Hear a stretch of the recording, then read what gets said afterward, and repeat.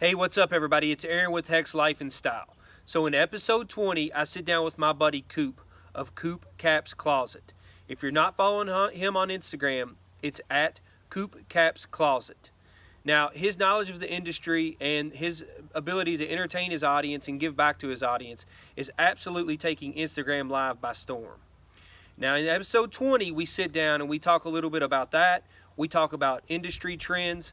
We talk about his time in stand-up comedy. And we chop it up about some of our childhood favorites.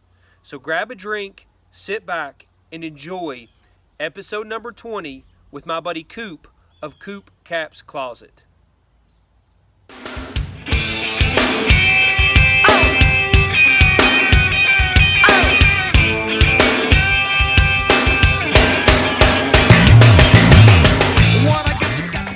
Okay, brother, we're rolling. So I'm with Coop of Coop Caps Closet. It's an absolute tongue twister. But I'm with Coop. Man, I appreciate you joining me for the podcast.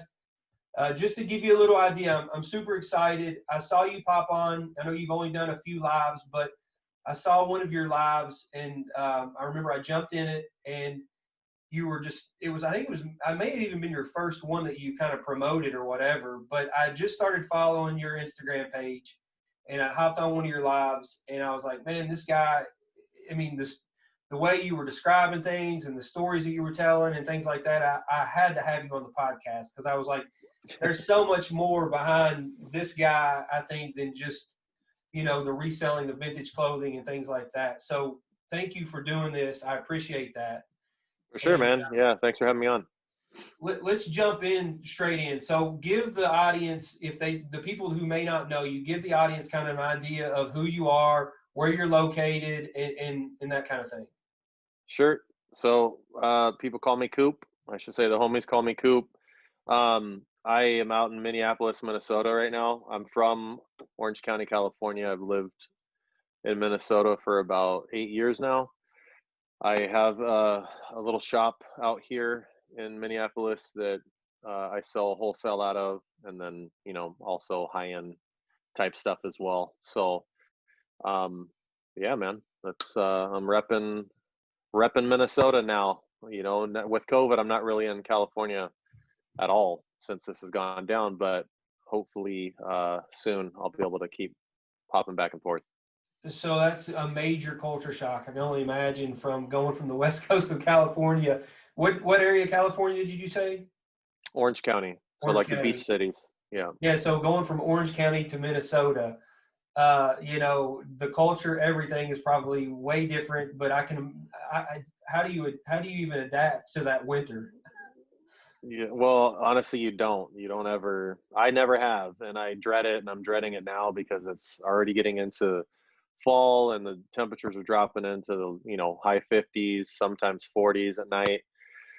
And it's just a reminder that in a month we're going to get dumped on, with a bunch of snow, and it's going to be cold for the next 6 months. So it's the hardest part of my transition is the difference in culture and environment and people. Like everything's different, man. I mean, I'm a little bit of an oddball coming from California, and the way I dress and the way that I talk, being in a state where people are,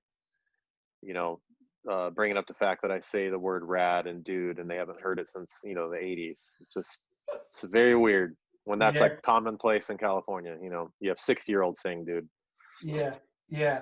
No, I get it, man. I can see that. I mean, of course, you're probably cracking up at my accent. It's, that thick Southern, that kind of that Kentucky accent, but I get it all the time. Everybody's like, are you from Texas? Where are you? That sounds, Yeah. it's off. But I can only imagine. I mean, I've spent, my best friend lives in La Jolla in San Diego, and I've been out there with him some, but I've been, with my job and things. I used to work for a couple companies out in California, out in the Thousand Oaks area, and so I Okay. spent a lot of time out in Thousand Oaks and in California, and it's like, I love it. I love California. And so, but when I come back to Kentucky, I'm glad to be back home because I grew up here. I'm from here, born and raised, friends, family, everything like that. So I can't imagine you though going from California where you were born and raised to live in Minnesota. But I know you probably adapt and are making the best of it for sure. Yeah, I mean, it's been a long time, but I'd say last year was probably the first year that I really accepted winter, for being winter, and didn't complain every day about how cold it was. And so yeah, man, I mean, it's just one of those things. My kids are here. That's the only reason I'm here. When I wouldn't be in the state of Minnesota, if I didn't Yeah. have kids. So Well, hey, um, yeah, kudos to you. Kudos to you, Coop, for sure. I mean, because yeah, that's what it's about. I mean, it's about your kids and being a good father. And I travel back and forth. I have joint custody of my kids, and so I'm traveling back and forth every week. Having them. And I wouldn't trade it for the world. I love it. I love. I'm a dad first and foremost, then before I am anything else. So kudos to you for that, for sure. Hey, but yeah. the cool thing is about the winter weather, man. You get to find probably a ton of cool coats and things like that. So you can add that to your vintage inventory as well. This is true, but unfortunately, you're only able to really sell that kind of stuff to certain places in the US because nobody in California is buying, a heavy starter jacket because Yeah. it's never cold enough there to wear. So, I mean, for locals, it's great. But, selling online or to people outside of a cold state, your clientele is basically the East Coast. The whole West Coast, nobody's buying those jackets. So, Yeah. I don't know. It's cool, and it all depends too on what you're into. I'm kind of like not really into all of the things that I was into when I first got into vintage. I'm heavily into 90s now, and Yeah. and I kind of have my market and what I like, and it's definitely not the old sports stuff anymore like I used to love. I mean, Oh yeah. Yeah. it's got to be the right piece for me to get excited now, but I feel like I've pretty much kind of gotten burned out on all of the sports jackets and the things. They're abundant here for sure, especially Green Bay Packers and Minnesota Yeah. Vikings stuff.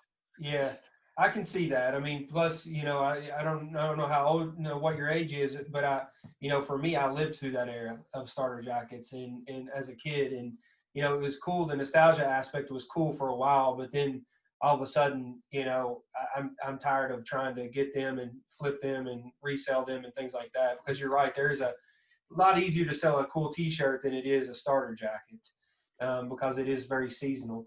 So let's Oh let's yeah. get in let's get into to a little. Let's talk about you. How did you talked about early on in vintage? So how did you get into the vintage industry, and kind of talk a little bit about that? Well, I mean, since I was a teenager, I was always into vintage and going to thrift stores and buying things to essentially go to school to make people laugh and not take myself very serious with the outfits that I wore. And then I got out of that pretty much my whole life up until about a year and a half ago. And when I went on disability after a surgery that I had, and I came across Paul Cantu, and I just remember him reminding me so much of me when I was a teen. I'm 42, so I definitely lived through that era of starter jackets. But um, I saw him, and I was like, man, this guy has so much fun. I remember how much fun it was for me to go to vintage, stores and shop. And then he challenged people one day because he said he got a lot of like negative comments all the time and on his YouTube channel about how people didn't believe he found that stuff in a store and it was all rigged. And he said, I just challenge you guys to go out and you'll find something. So I'm like, what do I have to lose? So I went out the next day, and I'll never forget. I guess what got me into it was the first piece I found was like a vintage Ralph Lauren rugby. It was a USA spell out, and I think I spent $6 on it. Sold it for maybe 60 or something like that. But I just know that that's what hooked me and said, you know what, I want to keep doing this. I think it's fun to, the thrill of the hunt, and I'm going to give it a shot. And so that's really what got me back into wanting to, I guess, buy vintage. Was that I was just being home for the last almost 2 years now, and having a lot of free time on my hands, and it was a way for me to get out. and to not think about being depressed and bummed, coming off of this crazy surgery that I had. Hmm. And it just kind of, I mean, it got out of control for sure. And shopping was like my addiction. And then, the more people you meet, the more you learn about what's this and what's that and what's worth, you know, money and what's not. I felt like I wound up redonating half of the stuff I bought in the beginning because I was just buying everything, thinking anything Ralph Lauren or Tommy Hilfiger was worth money. Hmm. And so that's kind of all the what I was saying earlier. It's all the stuff that I don't really care for much anymore. It's not really my style, and I feel like I've come a long way since then and learning more about vintage. Yeah. Yeah, I mean, I think everybody that gets into the resale aspect of it, starts, thinking like along those lines and buying as much as they can if they think that there's any profit involved. You kind of get so much all of a sudden built up, and then you have stuff that just isn't of interest to a lot of people. I think we've all been there where we've bought and ended up taking it back and donating it because you just can't sell it, or just basically giving it away. I know I do a lot of pop-ups and events and things like that, and I'll have a whole just bin of stuff that is $1 to $5, and it's just just grab it. And if you never know. I mean, it's funny because I always sell out of that stuff because it is so cheap. I guess Yeah, people are thinking, well, I can make something happen with this. But we'll people talk are a always little bit looking for a about deal. what's that? I was saying people are always looking for a deal. That's for sure. Oh yeah, yeah, and especially even the resellers. I mean, because a lot of them are looking, they'll buy, out of the $5 bin, thinking that they'll be able to resell it to someone either they know that has interest in that, or a lot of the college kids can resell a lot of that stuff for a little Yeah. bit more. So talk a little bit about, you talked about getting into it and reselling, the reselling side of things really kind of sparking that interest. Would you say you're a collector first or a reseller first? Definitely a collector because I don't sell much. I I I have the guys that come and buy from me in bulk, and it's usually the stuff that I could care less about. So, they'll get good deals, but I have a big connection to vintage and have a story, I feel like, for every t-shirt that I get. It replaces some memory in my mind for a time in my life that I can trace it back to. And so it's harder for me to, I guess, let go. And I haven't been active at all with Depop or eBay and selling in probably 6 months. I can't even think of the last time I posted anything on either one of those platforms. I do everything mainly through Instagram now, and I have more, I guess, excitement and joy selling to other uh, people on IG because I feel like they're the ones that show the appreciation more than somebody randomly buying it, off of Depop and definitely off of eBay. I don't think anybody really cares. Everybody's looking for a deal on eBay.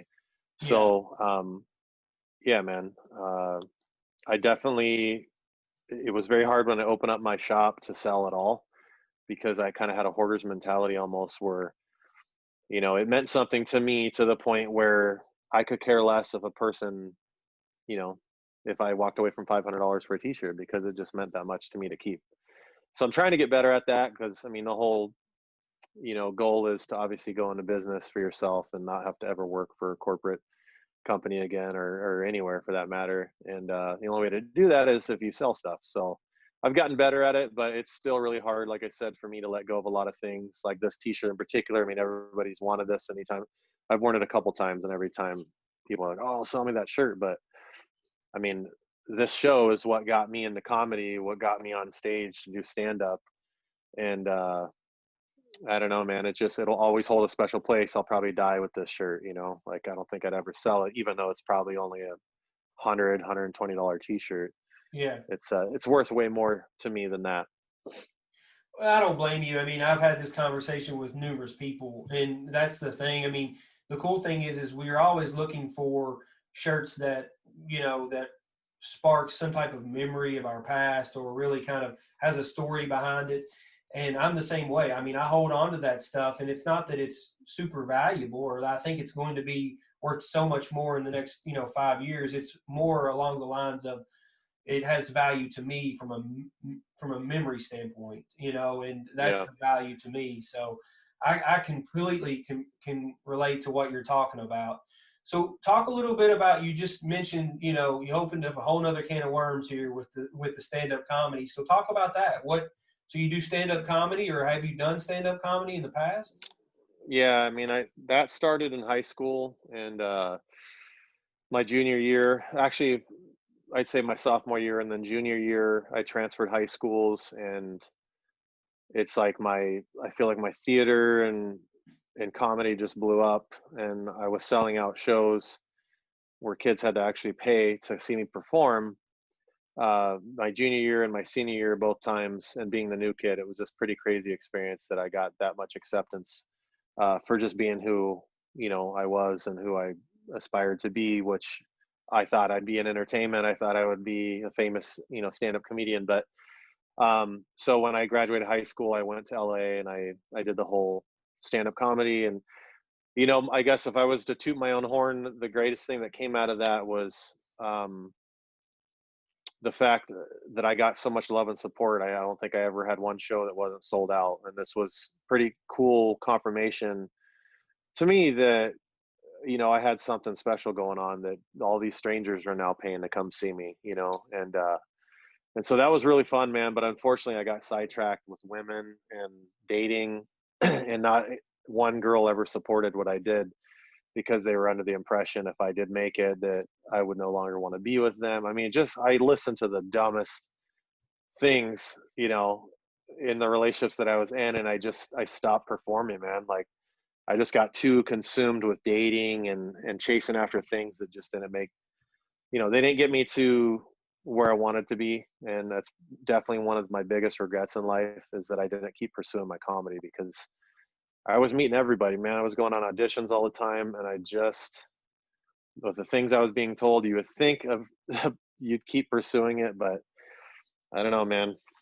Yeah. I got sidetracked, and you know, it is what it is. I'm in Minnesota now, and this is not where you move to be famous, that's for sure. But it's all good. You know, my job now is just to be an awesome dad, and hopefully a successful business person doing this. And it just wasn't in the plans, I guess, man. And you know, and I guess it's not over for me in comedy. I still think about it all the time. I still write down skits and stuff, but my heart's just not really in it like it used to be. I think I'm just more consumed with what I'm doing now with my lives, and, you know, vintage. And I just enjoy this, man. I just enjoy doing this right now. Well, listen, I can get that. I mean, you know, the path of every, I mean, just life in general, it throws you curveballs and you go different ways and down different paths here and there. But what about, like, so is there anything on YouTube, any comedy that I can look up? Because I'd love to check it out.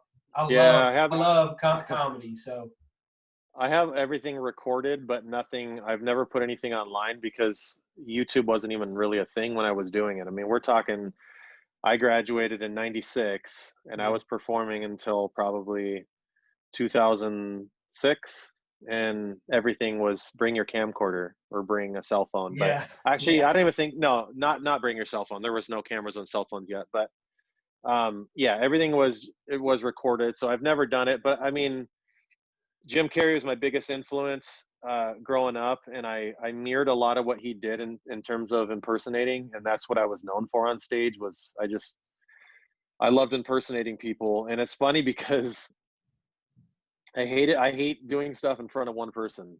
But if you were to put me in front of 900 people or 2,000 or whatever, it's like, that's when I really thrive the most and what I look forward to. So don't try yeah. to get me to do any impersonations right now, because I probably wouldn't, man, to be honest. But No, I uh, won't put you on the spot like that. But I could see, you know, the, you know, I'd love for you to send me a video of it, man, because I would love to see that. I was a huge Jim Carrey fan. I still am, and my kids are 13 and 14, so I'm introducing them to that whole, you know, In Living Color, Jim Carrey type, you know, movie, you know, genre, you know, era, and all of that. What, you know, have you seen the movie? Let me ask you, Jim, if you're a big Jim Carrey fan, have you ever seen the movie Once Bitten? Because a lot of people haven't. Yeah, the vampire movie. I actually own Yeah. that one. Yep. Yeah. So that was my one. Obviously, that was one of the first movies that he ever did, and I think that one is so underrated. It is hilarious because of his facial expressions and the way the character that he plays and all of that. I mean, that is a classic Jim Carrey, I think, and a lot of people don't necessarily even. A lot of younger people don't know that movie. No, they don't. It was never really promoted. Um, yeah, no, mine for me was more. I wasn't really into the Ace Ventura stuff. I thought it was too much like In Living Color, and I felt almost in a way where the humor was just too. It's so weird to say, but like too immature for me at the time. Even when I was younger, I just felt like it had its time. Where when it first came out, it was awesome because it was still riding on the whole In Living Color era.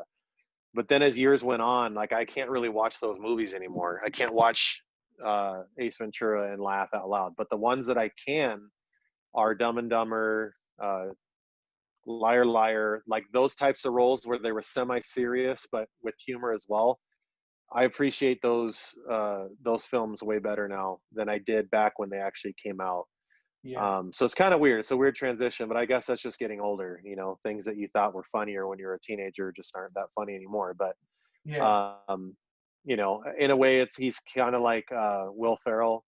I've always been a big Will Ferrell fan, but any movie you see of his, he's pretty much the same character and everything. So, yeah. so you can only take so much before you're just like, all right, cool, yeah, let's turn on something else. But I'll always have my love for him, man. He definitely, I still think his In Living Color stuff is the best stuff he's ever done. Oh yeah, definitely. I mean, and I'm with you on the movie side of things. I'm not. I wore Ace Ventura out as a kid, so now I don't. I don't even want to watch it. So I like Yeah, more of the Liar Liar and things like that because I think it has a story to it, and has some type of sure. relation. Especially you and I probably both being, dads. You can relate a little bit more to that type of character in that situation. But let's switch gears here. Let's talk. Let's get back to the vintage side of things. So Hmm. you're all in on this now. Your lives have been great. You haven't been doing. You've only done what 4 or 5 lives. Yeah. Um, Tuesday, this or tomorrow will be my fifth one. okay, so not too many of them. You have a great following. You're getting a ton of people. I think interacting and viewing. And I was telling somebody else I was, talking about your Instagram account and your lives, and I've reached out to a couple of people and I said you got to tune into to Coop, and a couple of them had already was already following you. And one of the things I like is that you interact with the people that are in the live, and you're so appreciative and humble, and I love that about your personality, and especially when you're interacting with people that are taking time to watch it. The giveaways are absolutely awesome, and I think that's something really cool that you're doing. But what I want to talk about is what you did last week, which the the whole dedicating the entire live to the females that are in this industry. I mean, that was a very creative and an awesome move, I think, from that side of things to really shine light that there are so many different types of males and females and age ranges and everything that are in this industry, and for you to highlight that and shine light on that was awesome. So talk a little bit about that, and talk a little bit about why you did it, and talk about the money that you raised. I think you ended up raising almost 500 and some dollars for your charity, which is amazing. Talk a little bit about that. Well, you know, there's a saying, go big or go home. And, it's obviously a famous one, but I kind of have always lived my life like that. Even dating back to when I did comedy, I would write out my skits. Like there's a lot of comedians that will go up there and they'll just go based off of memory, and and you can tell because they fall flat on a lot of their jokes, or they kind of forget about what it is they're going to say next. But I'm like terrified of that. So I always would write out my entire skit. I would go over it a million times before I went on stage. So it was almost like I was reading from a movie script. So I knew when I went from one joke, I was going to go, directly into another joke. Like I could never just, freehand stuff. So when it comes to, and I wrote everything that I did in comedy. That was another special thing that I did that a lot of people don't do. They have other people write for them. But I always wrote my own stuff, came up with my own skits, and it's the same thing right now with my vintage lives is that I'm going, there's a lot of lives going on right now, and I tune into all of them. And a lot of times I'll tune out within the first 30 seconds because I can just tell it's not something I'm really that interested in. And, and it's not me trying to be mean or trying to be a jerk, but like I have a certain energy about me when I go on my own lives and how I interact with people that I need that same kind of energy when I'm on other people's lives. I want to feel like I just tuned into something really special. I just tuned into something really cool. And so I sit down and I think about ideas and I think about everything that I would like to do that nobody else is doing. That's the other thing. It's really big for me. I don't want to be ripping off people. I don't want to be copying what other people are doing. I want to be completely original with my ideas. So I just was brainstorming and I one night I saw that there was a, called Ladies Night. And this, I had already had thought to myself, it'd be really cool if I had, all women on my life. I think that would be a big step for a male to shout out women. Like I'd never seen that. And Mhm. then I saw the ladies night and I really loved the energy that the ladies were bringing. And also the stuff they had was, to me, like insane. Pricing was great. And my wheels just started turning. And I thought to myself, I've got two sisters, one of them who's in the entertainment industry. And I know the hell that she's gone through getting there in a male dominated world. And, not to try to be political or anything like that. That's not what it's about. But I really, and growing up with a single mother and having her be a mom and a dad, I definitely have a special place in my heart for women trying to make it in this world. And so I just thought to myself, it'd be really cool to shout these women out and see what happens. And to be honest, man, like I really didn't have expectations. And a side of me was even like, I hope people tune in. Like, are people going to be excited about this like I am? And then it just got to the point where I just was like, screw it. I don't give a shit if people, tune in or not. I just know that I'm going to have fun with all these ladies tonight. And honestly, other than my very first show, which was a pretty crazy lineup, I that was the most love I'd ever gotten in my DMs, and the most positivity was from people like, "Dude, I can't believe you're doing this. I can't believe you're showing the love to these women. That's so awesome." And I love that you're doing a charity, and that was a big deal too. And I picked that charity specifically because it helps women that are pregnant and homeless, or they had a baby that they didn't have a place to stay. And I related that to my mother, who was 19 and she already had me and my brother and nowhere to stay. And I listened to her stories, and so that really like hit home with me. And I'm like, I'm going to try this too. I think it'd be really cool to um, do this charity and give back and try to help women. And so we raised $555 on that. And then the person that runs that organization reached out to me and thanked me, which is so crazy because I guess just based off the donation she was getting, she found it. I don't know if people put my name like Coop Cap's Closet or something like that, but somehow she found me and she thanked me for doing that. And that was, to me, meant the most out of anything, is the fact that, wow, this was just an idea I had a week ago. And now I'm getting an email from, the president or whoever runs this company thanking me for doing it and thinking about these women. And dude, it meant so much. And I'm like, you know what?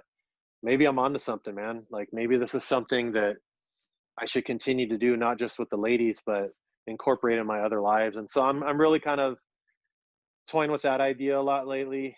Tomorrow night I go live, and I'm doing support your local business, and I'm having St. Paul. So I have like the Warriors. I don't know if you remember that movie or not, but Oh yeah. the Warriors themed flyer where it's St. Paul versus Minneapolis, and I'm having shops come on, and it's going to be crazy, man. The stuff I've already seen, the stuff that they're bringing, and it should be a lot of fun, man. So I wanted to put Minnesota on the map. Even though I'm not from here, I live here. So I want people to know that we've got a scene here, and it's not just about California and New York, as being the only scenes out there. There's scenes in every state. So then it got me into the mindset of like, okay, well, we're going to start with where I live, but we can move on to California next, and it could be Northern Cal against Southern Cal, and then we can move on to, you know, other states, you know, shout your state out or something. I don't know. So my wheels are turning with that. And there's a lot of good things coming, man. I'm really excited. You know, it's weird because I've got 3,500 followers, so I know I'm not like the big dog out there, but to me, it's never been about followers. It's been about like quality and the type of people that I have on, and and the characters of the people that I have on. I handpick everybody. I don't do drawings. I don't like randomly pick people to come on. I literally reach out to these people myself and Mm-hmm. say, hey, this is what I'm doing. And I mean, so far the response has just been so great. You know, when you're talking to somebody that's got 150,000 followers like Slavi, and he's like right away, like, dude, yeah, let's do it. I'm just like, wow, how? Like, how did this happen? How was I sitting in my home on disability a year and a half ago watching this guy on Netflix and being like, what a Yeah. rad job? So now we're talking all the time, and I'm getting to know this guy over the last 6 months, and you know, he's hosting or headlining my first live ever. And I mean, it's, dude, it's just been great, man. The kind of people that, the relationships that I'm making, I don't know what it is, but based off of what other people are telling me, I feel like people are really digging the vibe, and that's what I really set out to. Is, um, you know, I'll say it here, like I said on every live that I do, I try to create like this safe space for people to come on a Tuesday night to where they can get away from all the bullshit in the media and in the world and whatever is consuming their life, and kind of dragging them down, and just come to a place where they feel like they're hanging out with their friends, where they're meeting new people, and you know, getting, like you said, shout outs in the comments. Like, I think that's important for people to have a sense of value when they do that, rather than, you know, I just get on and I auction some pieces and it's like, all right, guys, later. Like, that's just not me.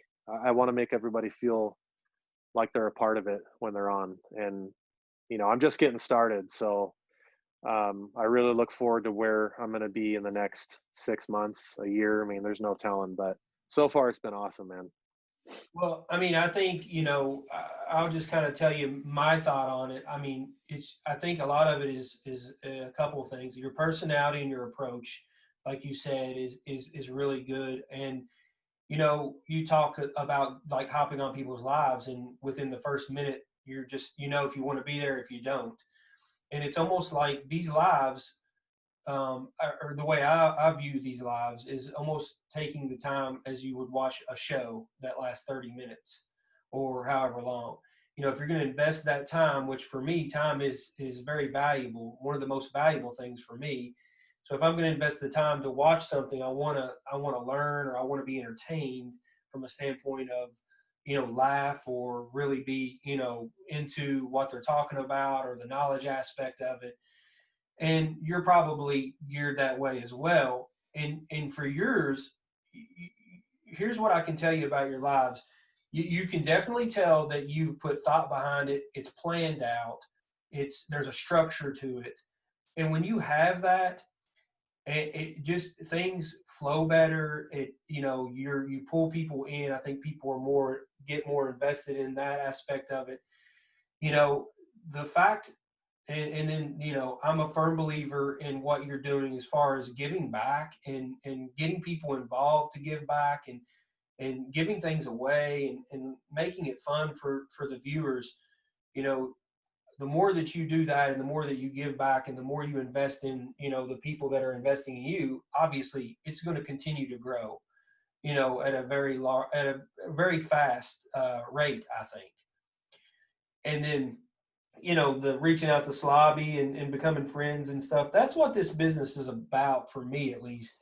You know, I'm not, I'm a collector first and foremost. And I love the networking aspect of all of this, the reselling. You know, I do that as a hobby. You know, that's not my full-time job. And for me, you know, I just enjoy the interaction with people. So I sell stuff a lot of times, probably for a lot less than it's valued or worth, just because I want to get it back to people, and I want to get it out in circulation, and I want people to enjoy it the way I enjoy, you know, vintage pieces and things like that I have. But, you know, stepping out of that comfort zone for you, man, and just reaching out to Slobby, or reaching out to people, all they can do is say, no, man, I can't do it right now. Or sometimes people don't even respond back. But Yeah.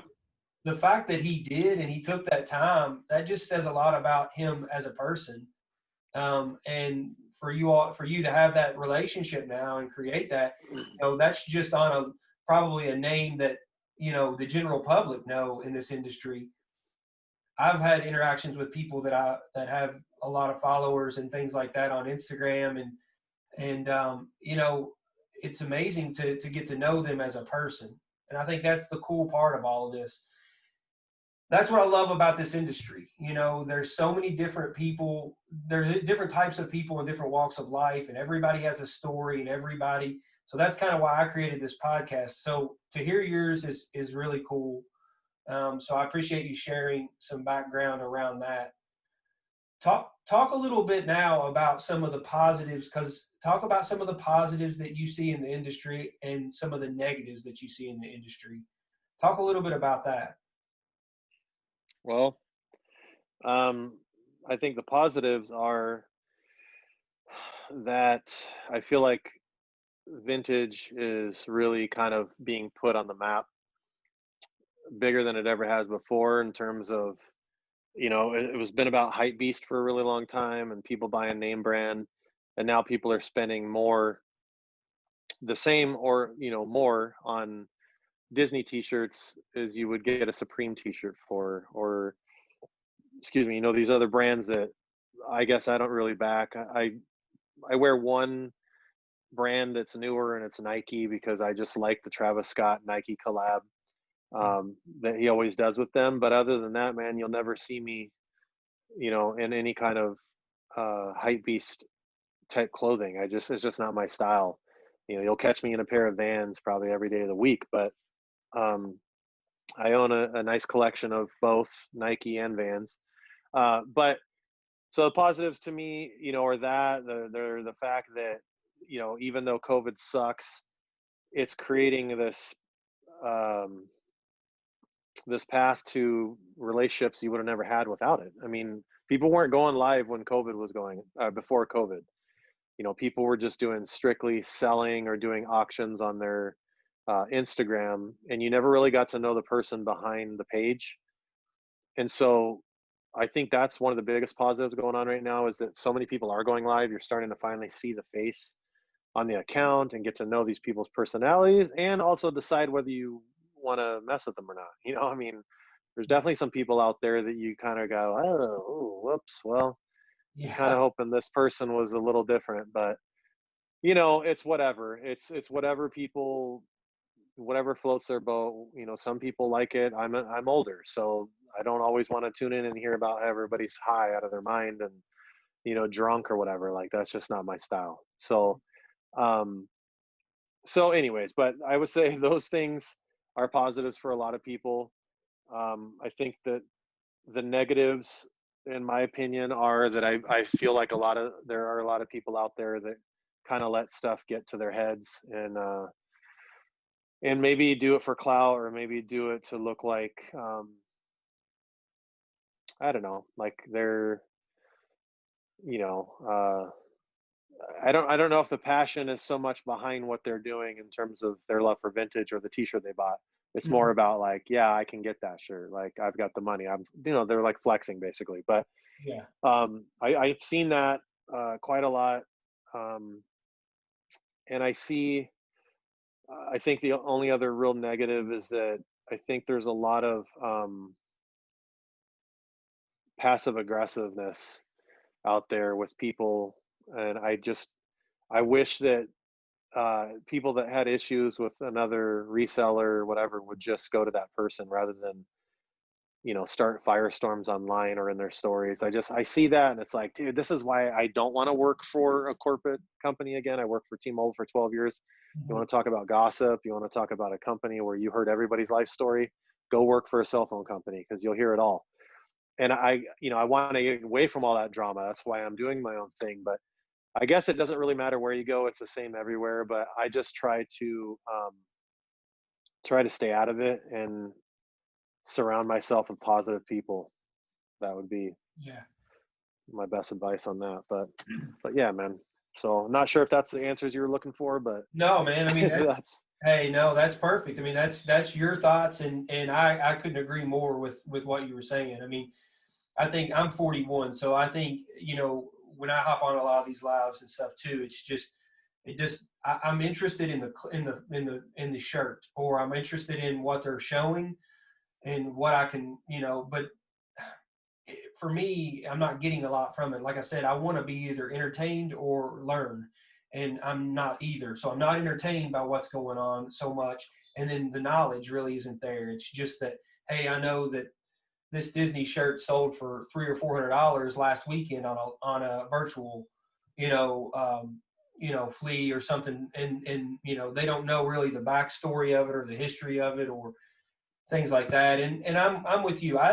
For me, it's about the vintage side of it and the passion for that and the stories behind a lot of the clothing and or the band or whatever it may be that you're interested in. You know, it's more about that than it is about the value of the shirt. And this is 100% my opinion, but I think that eventually will die out.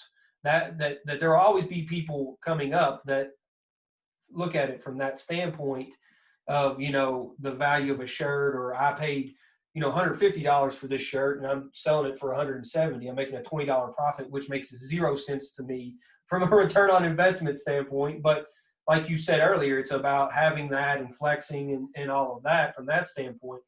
I think a lot of that will get weeded out over time. And I think you'll have the people that really want to invest in the industry and give back to that and learn and help other people learn.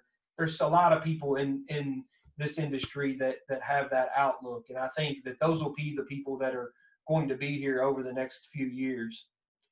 So talk a little bit about what you see happening in this arena, the vintage industry. I've talked to a couple of people on my podcast about the projections by 2024 of this being a 65 to 69 billion dollar industry, the resale market of the used clothing market. Talk a little bit about that. What's your outlook on where this is going to go over the next 5 years? Well, I mean, in my mind, vintage was dead before I got into this. I didn't know anybody that was doing, wearing vintage clothing in Minnesota.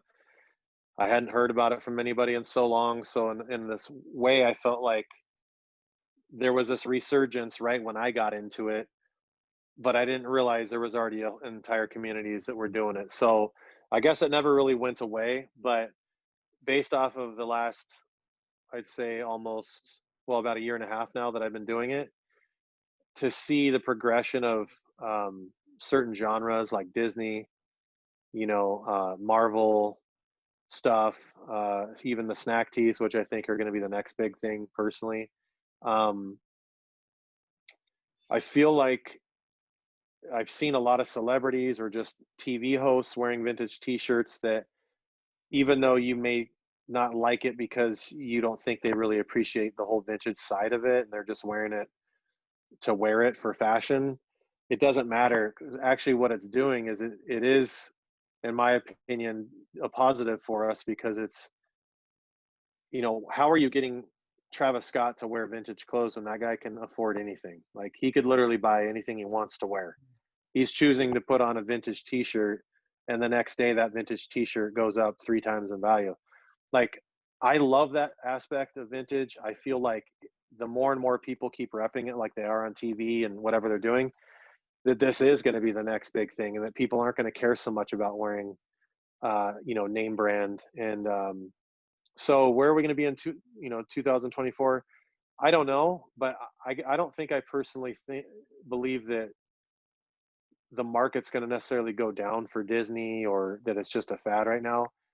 I've never seen it like this. Okay. I've been buying on eBay for years. And now when I go on eBay to buy a Disney shirt, people are starting a shirt I could have got 3 months ago for $30. They're starting it at $300 now. So I think people have caught on to that. They're like, oh, the Aladdin tee is really what set it off. Somebody's willing to buy a $6,000 Aladdin t-shirt. Well, I'm not going to let my Disney shirt go less than $300, And so I just think that wave's going to keep riding, man. Just like the center check on the Nike hoodies. I asked a hype beast retailer in my area that question, like, do you think that's ever going to go down in value? And they're like, no. I think Travis Scott put that on the map, and it's just one of those sought after pieces that will forever be sought after. People are always going to want that Nike center check, hoodie. And I'm like, okay, well, so I kind of feel the same way with everything else that's going on right now. I don't see it going, things becoming cheaper. I see the value continuing to go up. And I don't know how you stop that train. I mean, I guess my question is to anybody, why would that ever go down? Why would that value ever go down for things like Disney or, like I said, Marvel t-shirts with the rarity of them?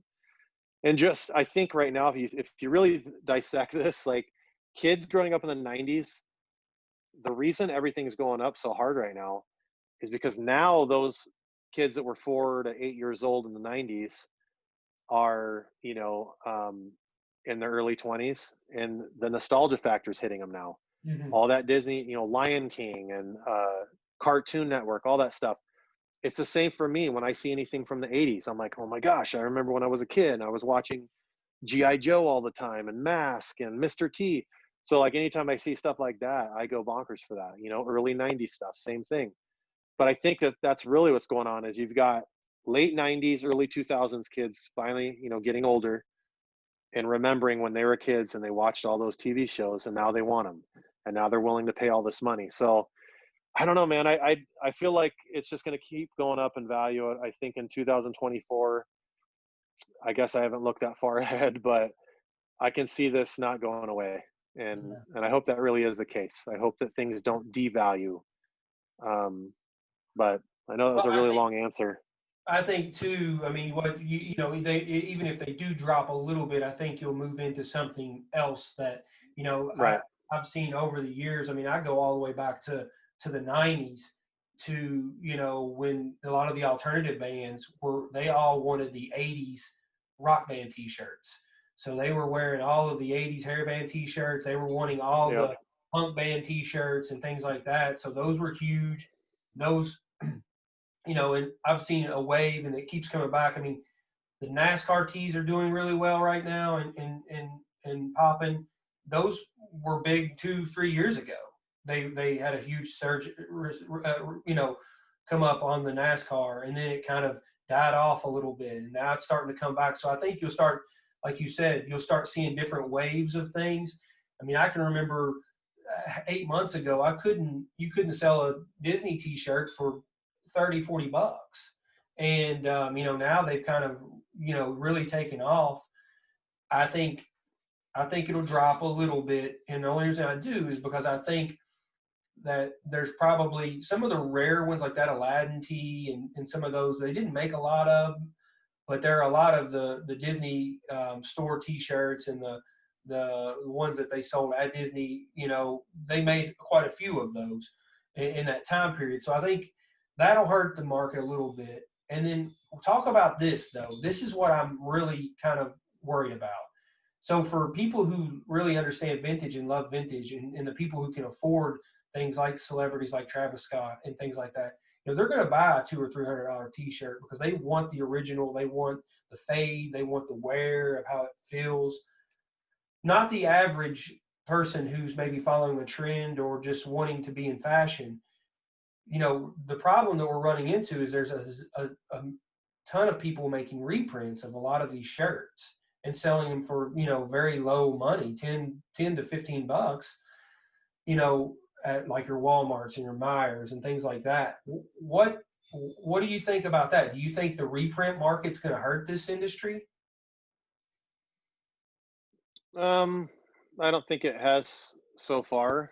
I feel like, you're always going to have people that can't afford, $200-300 t-shirts. Can you hear me, by the way? I feel like everything just went quiet. Yeah.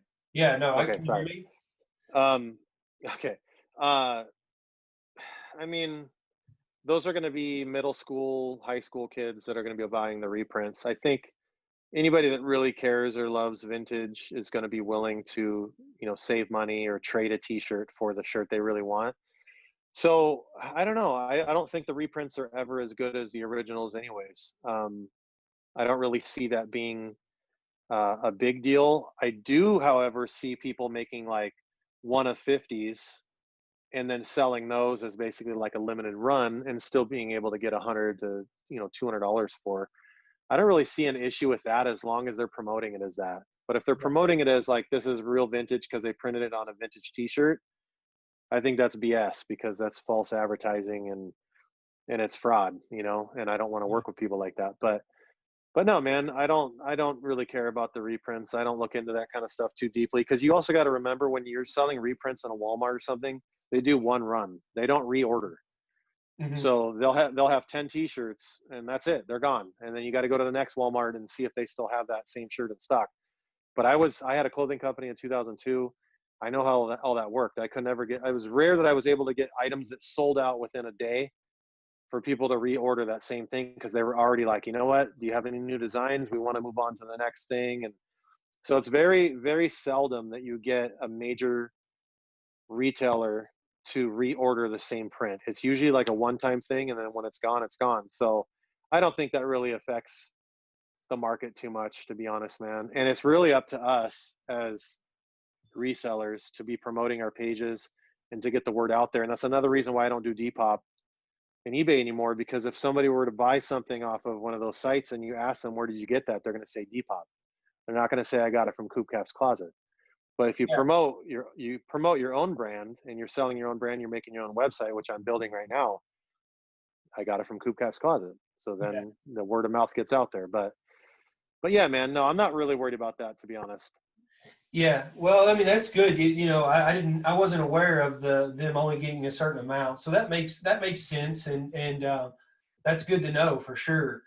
But I'm the same way. I don't sell on Depop or eBay. I have a website, and then I have a store, like a storefront, pop-up storefront, and then I do pop-ups live in interactions with people.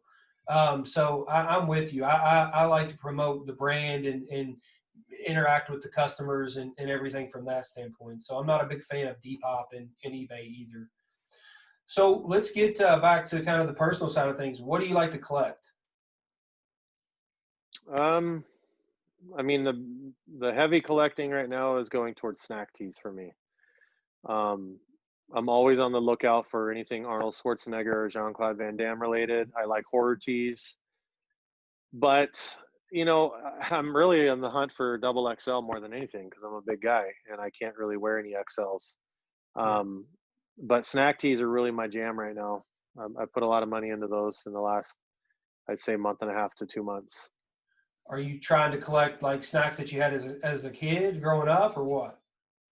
Um, I'm trying to collect the rares, like the ones that you just don't see very often, and ones that speak to me in my childhood and or a specific time in my life. Because I worked in that industry for 15 years. I worked for Coke for almost 5 years, and then Seven Up for 4, and then Red Bull for 2 years. So I was always with those vendors, the bread vendors and the chip vendors, and I saw all that stuff while it was being promoted. And the T-shirts that you find, a lot of times people don't even realize those were never sold in stores. Those were given to shops or they were Mhm. given to the sales rep only, and that person wore it as just a T-shirt to promote that soda drink, and then they threw it away or they donated it to the Goodwill. And then when a person finds that, they think, oh, this must have been sold at some kind of store at one point. It's like, no, they're so limited. And so when you find the ones that are promoting a certain chip brand on Frito-Lay or whatever, you know how rare it is just because the only people wearing those was people that work for Frito-Lay. It wasn't something they sold in the store. So once I think people can get more educated on that and find people like myself that have a good history on things like that, they'll understand the value in it. And I love telling this story. I probably told it 20 times already, but I found an all over tricks t-shirt, and I mean it was insane. I knew it was insane when I saw it on eBay, and I won the auction, and then I ran the auction and I got $550 for it. And Wow. just to even think that somebody would pay $550 for a tricks t-shirt, it's not even comprehensible when you break it down. Like that just doesn't make sense. Like who in the hell is going to spend $550?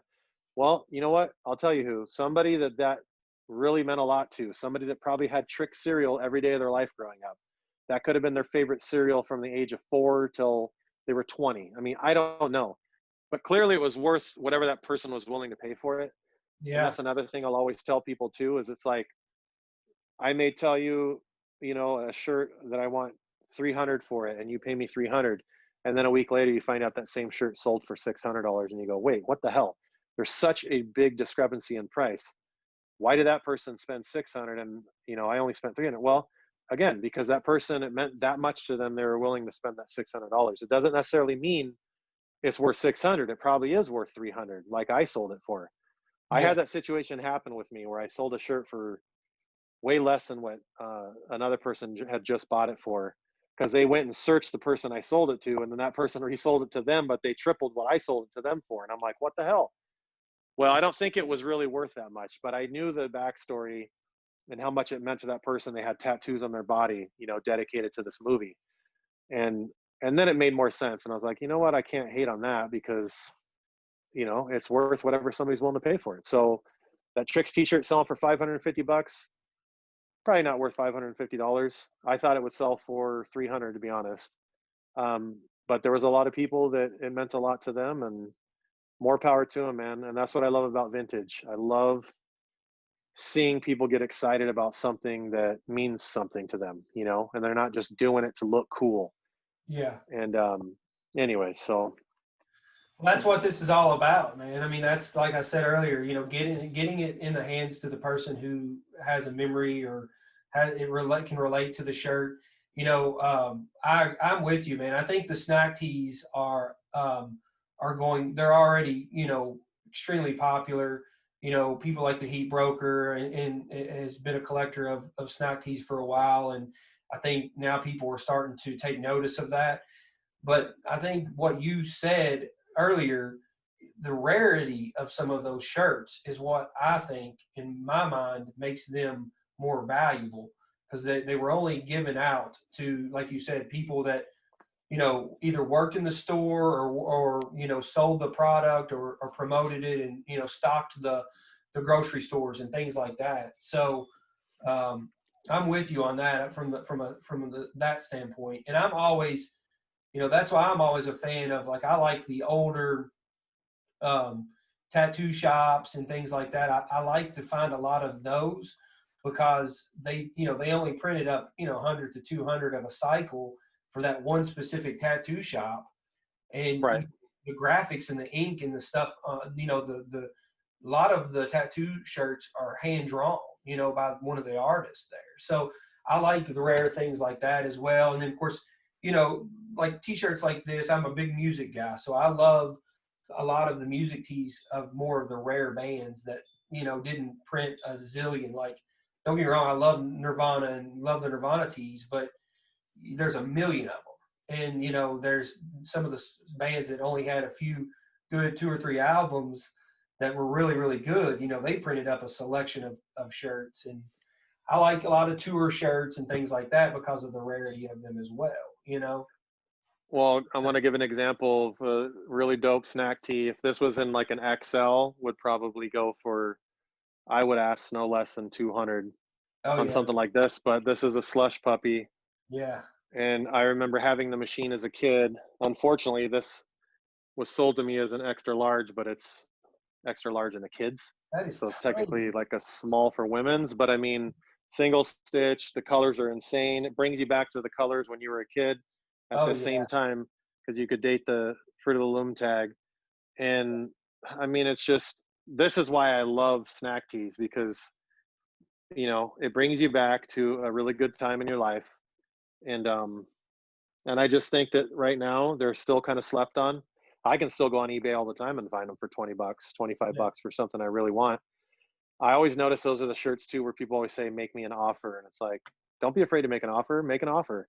And Oh, half, I'd say, I buy all my shirts on eBay by making an offer. I yeah, always just make an offer. And, I've found so many band tees and gotten so many of the t-shirts I've wanted, back in my possession from when I was younger, just by mhm. making an offer.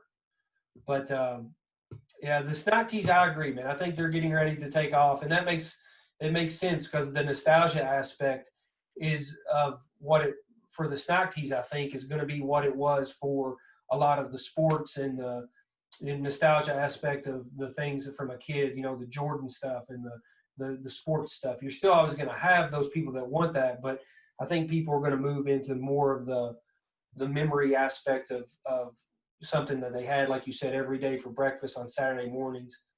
I'll tell you what I'm on the lookout for. So I want an 80s Hubba Bubba.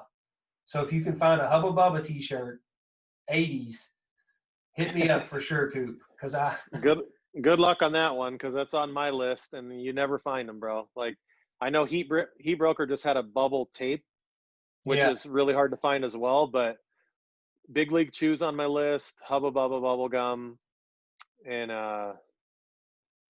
then like a really dope Blow Pop t-shirt that I've seen. I just got a Blow Pop Bites t-shirt the other day, but I have still yet to find one that has like the crazy colors all over it. But yeah, man, those are definitely ones to look out for. But yeah, if I find it and it's not in my size, I'll definitely let you know for sure. I like the you have some Roger Rabbit ones on your page too that I love. I know that they already sold, but I love any. I'm more of an 80s guy, like a late 80s, early 90s is kind of my wheelhouse.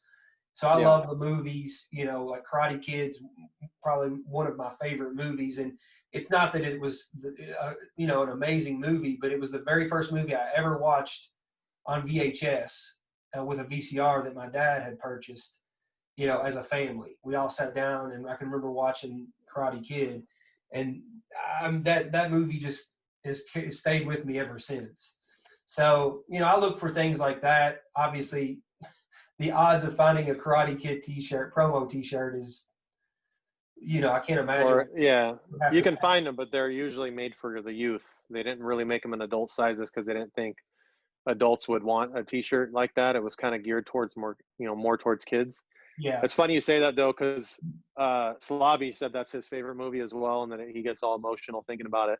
Yeah. I think for the same reason as I think with his dad and watching that movie. So but yeah, man, no, that's definitely, of course, that's like an all-time classic for sure. Anybody that grew up in that time. Yeah, I've always been on the hunt for those type of t-shirts, and like you said, I mean, you just don't find them. They're small. I went down a rabbit hole. I loved Gleaming. I liked the movie Gleaming the Cube growing up because I used to skateboard and stuff as a kid, and so I went looking and I found a long sleeve promo. It had the Fox. Yeah, I have it. Oh, did you get that? Yeah, I have that. Yep.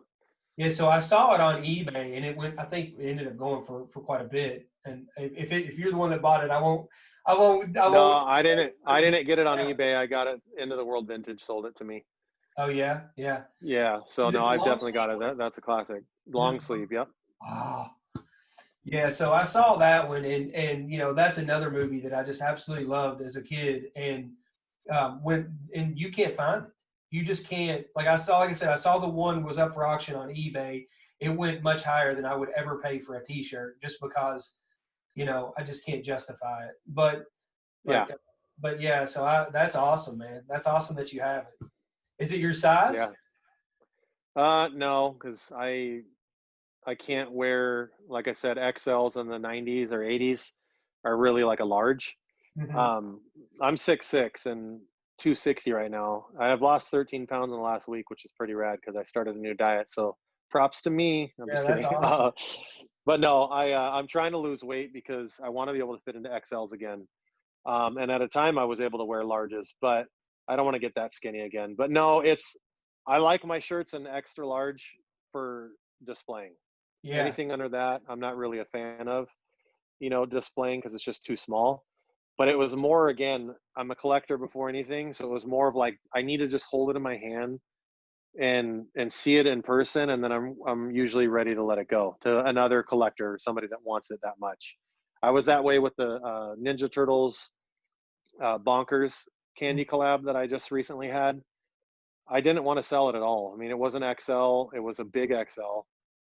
But all I needed really was to just hold it in my hand and look at it, because Bonkers candy as a kid was made by the Willy Wonka company. And you think of Willy Wonka and the Chocolate Factory, it's like all these memories tied in one. Then you think about Ninja Turtles and Ninja Turtles video game and how huge all that stuff was. But somebody else really wanted it bad, man. And I knew, it's like, what's the point of me keeping it? I'm just going to hang it. Yeah. I'll just turn around and sell it right away to somebody that could actually wear it. And that's what I did. And I was stoked that at least I was able to take my own picture of it and hold it in my hands for a few minutes and then let it go. Well, I wouldn't let that. I wouldn't let that Gleaming the Cube go, because the rarity of that. I mean, I don't know. You probably know the backstory a lot better than I do, but I'm going to guess that was given out on set during the filming of the movie. I don't know about that. It could have been a promo for like going to the movies and they handed it out. Yeah. But yeah, I mean, you just don't. I think that's the only one they ever made. You don't. I think there's one other T-shirt where he's skateboarding on the front, but that one's like super rare. Yeah. But no, I mean, it's does just it cool. Does it have Christian Slater's name on it? That I don't remember. I just remember it has that fox hit on it. Yeah. And it's long sleeve, and then it's like pink writing, says Gleaming the Cube on it. And it's a very underrated movie, and it's one of those movies that you just know. If you know, you know. If you don't, then too bad for you, because that movie definitely it hit every young boy growing up, and everybody went out and copied sliding out on their skateboard, and wanted to take a manhole cover off and turn it into a skateboard themselves. But hey, what about going backing up here to the Bonkers? The Bonkers commercials were the best. When they had the enormous giant fruit that would fall on the old lady or whatever it was. Yeah. That's awesome. I'm glad you remember that. Those were great. So so one of the things that I do to wrap some things up here. So I always have I have everybody do a PSA, a public service announcement, kind of like the old cartoons that you were talking about. Mask had it, G.I. Joe, He-Man, all of those. So what would your PSA be? So basically encouraging people out there that are watching. I mean, my PSA as I get older in life, I mean, my PSA would be to just love people, man. Like, put out what you expect back, and surround yourself, like I said earlier, with positive people, and cut out the excess fat and the negativity in your life. It's easier than you think. Yeah, man, I mean, it sounds cliche and cheesy, but you just you gotta love on love on one another and just show kindness to people. And and if you don't, so I guess the example is, if you don't be surprised when somebody treats you like a butthole, because that's how you're treating them, you can't expect all-star treatment back. So I don't know. That's my PSA, man. Just be kind to each other, kind of like the Jerry Springer would always say. Yeah. Be kind to each other, and, put out the energy that you expect back. And I hope that I am giving off that vibe, like I said, in my lives, or whenever I'm talking to somebody for the first time, so that when we hang up or whatever, they walk away going, oh man, he's a really nice guy. He's a good dude. Yeah. Rather than like, oh, I didn't really like that guy. Nobody wants to have that reputation. So anyways, guys, love on one another. Be nice to each other. That's all. That's my PSA for today. Yeah, I love it, man. I love it. And that holds true. You can see that in your lives and the way you give back to other people and interact with people. You can definitely see that, Coop. And, I think that's an awesome message. I've heard that message a lot on my podcast, and that makes me even more excited, because just so you know, with my podcast, I hand select who I've always wanted to interview, or who I feel like, I can, would be a good conversation and relate to. And everybody has had that same kind of, same theme. And it's always about, treating others the way you want to be treated. And I've heard that message a lot, and I love it. I love it. So let's have a little fun here. Let's do a quick heat check. I just ask a series of questions, 5 questions. Tell me the first thing that comes to your mind, okay? Yeah. So what's your favorite food? My favorite food, ooh, weird because I'm on a diet right now, but I'm really enjoying hummus. hummus and veggie chips, but they make them like Pringles now. So I just dip those in the hummus, and Oh yeah. I look forward to it every day. It's delicious. Yeah, that is. I love hummus as well. What's your favorite movie? Goonies. Goonies. I just saw Goonies. Obviously, I loved Goonies growing up, but I took my kids to a drive-in theater. You ever been to a drive-in theater?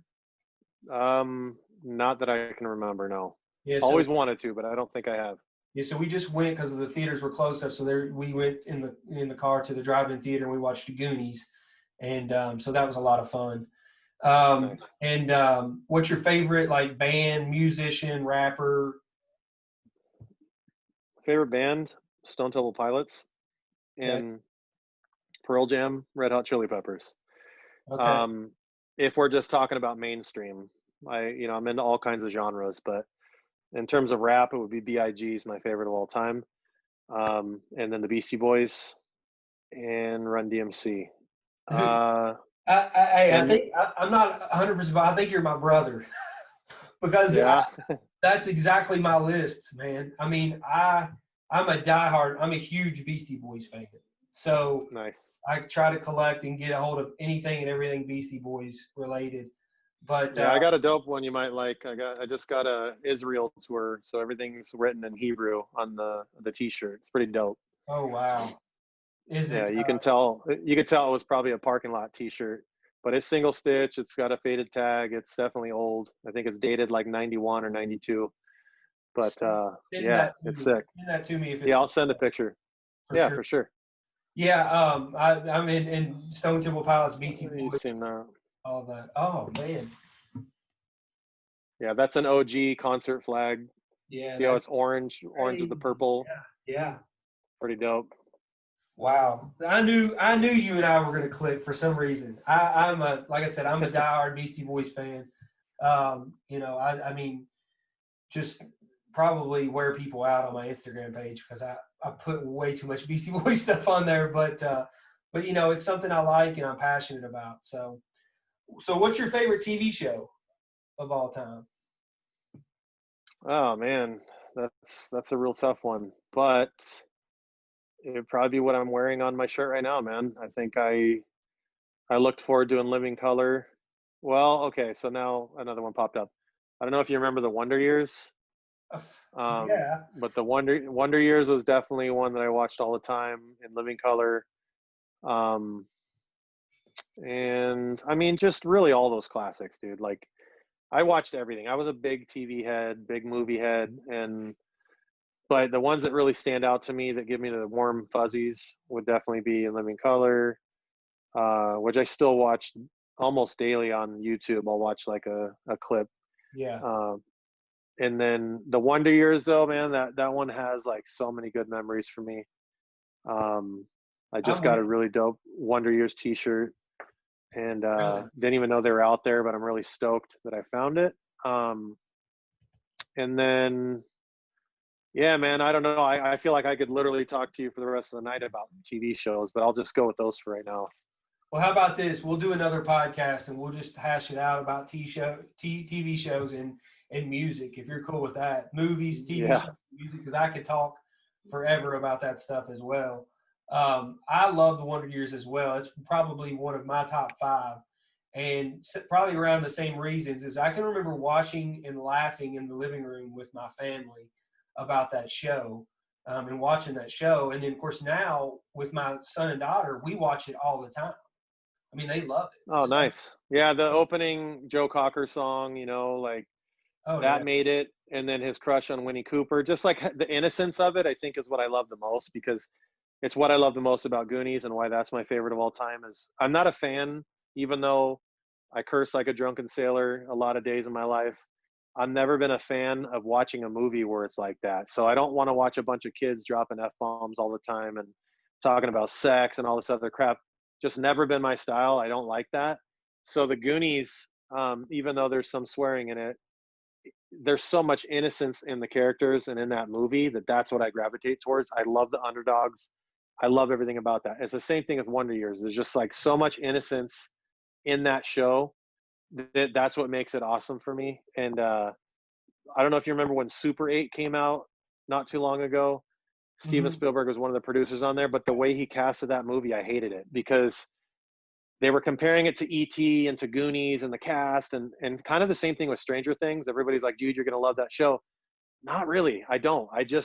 There's something about the way they casted it, how they had to make the one guy dropping an F-bomb every 2 seconds and he's probably 10 years old, 11 years old. Like, I'm not a fan of that. Like, I'm more of a fan of like Stand By Me. Okay. That's in my top 3.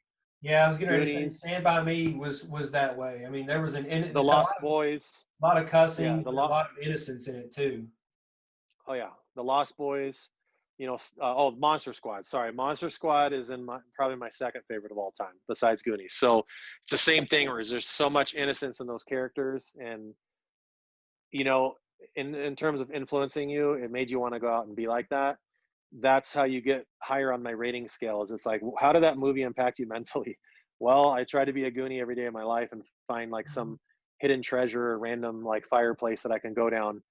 In Monster Squad, I started a club called the Monster Squad when I was a kid, and we always tried to find ghosts and werewolves. And the neighbor that peeked out of the curtain, we just automatically assumed was Dracula. I mean, it's just so rad when a movie can inspire your childhood like that.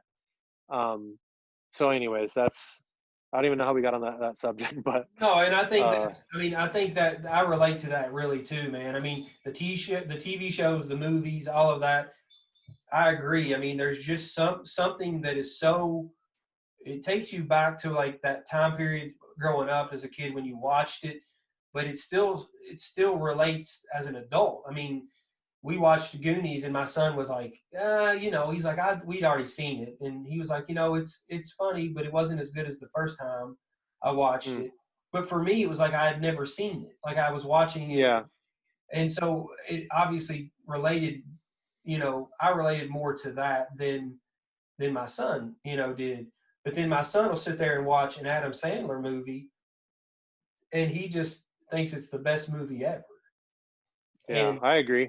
And I'm a big Adam Sandler's fan, funny, but after one or two times of watching, the same Adam Sandler movie, it's like, okay, it starts to kind of get, it's not as good to me as it is like a Goonies or a Stand By Me.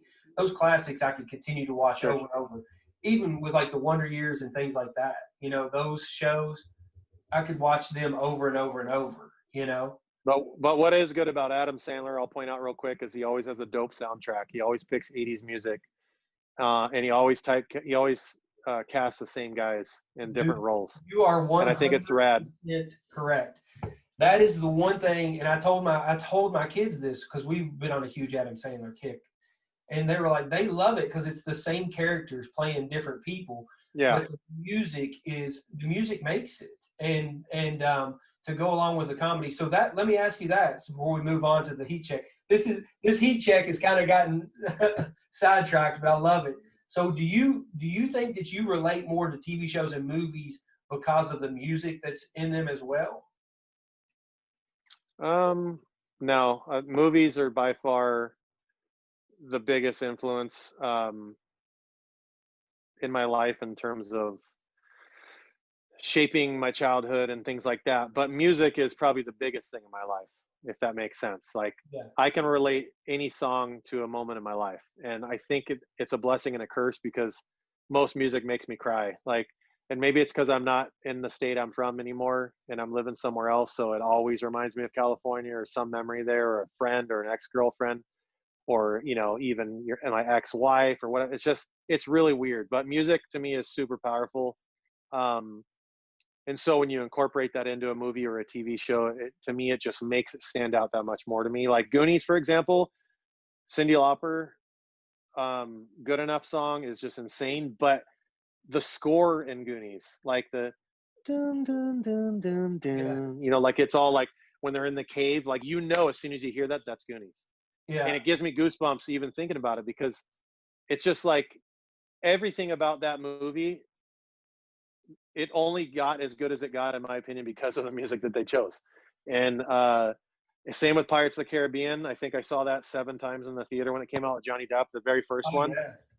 Dude, it was all about, I'm a big cinematography guy, so it's about cinematography, but it's about that score in Pirates of the Caribbean, dude. Like the music in that, I just know anytime I hear it, oh, that's Pirates of the Caribbean, you know? And so I think movies over TV shows for sure. Because in TV shows, you can't really get away, legally with using real music. Yeah. It's very rare. Like, I don't know if you know this, but the reason that Wonder Years has never come out on Blu-ray is because Warner has never come out with a deal to satisfy Joe Cocker because he's using that song in the beginning. Mm-hmm. So they can't produce that. I don't know if you've ever looked for it, dude. You can't find it on Blu-ray. It doesn't exist. Yeah. And I'm going, what the hell? That was such a popular show. But then when you research it on Google, there's this big thing that's been going on for like 20 years with Joe Cocker and the Wonder Years. And he doesn't want to release the rights to that because they haven't worked out a deal. And I just think, man, what a bummer. It's almost like when Axl Rose broke up with Guns N' Roses. And you're like, dude, just get back together. Everybody wants to see Guns N' Roses. They don't want to see Axl Rose with Buckethead and all these random dudes you don't even know and still calling yourself Guns N' Roses. Anyways, so the long answer to your question, movies and music for sure over TV and music. Yeah, that's why I'm the same way, man. I'm probably music, and then but it's so cool. Music, I relate to a song or whatever, and it takes me back. I'm geared the same way around that. But let me ask you real quick, Star Wars. Do you like Star Wars? I don't like new Star Wars at all, but I do like the ones we grew up with. Yeah. Well, can I confess on here? I've never seen Star Wars. Well, Yeah. I don't know how your childhood went, Yeah. but that kind of made my childhood, is having all the Star Wars toys and pretending to be Luke Skywalker. So Yes. yeah, it always blows me away when people say that. Actually, I can't believe that you're able to do that. I'm a huge movie buff, so I've seen Return of the Jedi. I saw it in the theater, so that's really the only Star Wars movie I've seen, and it was my favorite because it had the It Ewok. is, yeah. And right. But my brother was 5 years. He's 5 years older than I am, and if I could pinpoint who my brother was, I love him. He's like my best friend. Don't get me wrong, but he was like Dwayne off the Wonder Years, he was like Wayne off the Wonder Years. I was like my bro. So he was into the Star Wars, and I really wasn't. I came along more around the G.I. Joe, He-Man time frame. So I was all in on both of those as a kid growing up. So I really, everything growing up for me was all G.I. Joe and He-Man. But and then I got out of that before really the Ninja Turtles stuff even really took off. But yeah, I've never seen Star Wars. It's kind of embarrassing to say that, but at some point I'll get around to watching it. I'm just not a big sci-fi guy. I was gonna say, G.I. Joe and He-Man. I still remember the news when G.I. Joe figures came out, when Star Wars figures came out, and they were all gone off the shelves. Like, people were fighting over those and Cabbage Patch dolls. And then it made me think this, like, we're in our 40s right now talking about this, and it's like yesterday to us, like, oh, I remember this and that. I was just fast forwarding, like, if we make it to be 80 years old, like, what's the conversation gonna be like then? Like, you know what I mean? It's like when you talk about G.I. Joe or Star Wars, to whoever's listening at that point, they're gonna be like, dude, these guys are so fucking old. Like, they're talking about G.I. Joes. That would be like us, our grandparents, talking about Howdy Doody dolls, and like all the shit they grew up with. Like, I can't even imagine what those conversations in the vintage community will be like in 40 years from now when we're talking about toys. You know what I mean? It's just going to be like, people are going to be like, dude, those guys are so old. Like, I don't even know what a G.I. Joe is. That's hilarious. Kind of like my kids don't know, they probably won't even know how to use a phone right now. If you gave them an old rotary phone, well, how do you call somebody, Well, that's funny that you mentioned that, because a couple of things. So my parents kept everything from like my report cards from kindergarten on, and I don't understand why, but it was mostly D's, C's and D's, but they kept my toys and stuff. So my son growing up got to play with all of my G.I. Joe toys, which is kind of cool. So he remembers that, and I tried to influence him with stuff that I grew up with as a kid. So he really likes that, and did growing up as a kid. But he makes fun of me because we'll start watching a show or watch something, and I'll be like, I remember I used to watch this every day after school. And he's like, what, did you just come home from after school and just watch TV nonstop? And I said, if I wasn't playing outside, I was inside watching a show like the Brady Bunch or, something to that effect. and so he can't relate because they have the phones and they have everything else that's pulling them away from really investing Right. anything into a sitcom or a cartoon or anything. So Well, there's nothing of value anymore on TV anyways, unless they're watching reruns, you know. yeah, But it's just, yeah, it's a weird time, man. we watch a lot. It's We watch a lot of reruns. We definitely do. So That's good. That's and good. they love the stuff that I grew up with, even the music. And my daughter's really in, and my son's getting there too. But my daughter's really into the fashion and all of that I grew up with. So that's cool. We have a lot that we can relate to together. So back on track to the heat check. Who is your celebrity Yeah. crush? Um, Winnie Cooper? no, no, no, no. It would definitely probably be Angelina Jolie and Charlize Theron. Okay. Um, Charlize Theron, not so much anymore after I saw her on Hot Wings and I got to listen to the way she talked. I was kind of like, she's kind of trashy. Like, you know, it's okay for women to swear and to, you know, whatever, but like when it's every other word, it kind of, I don't know.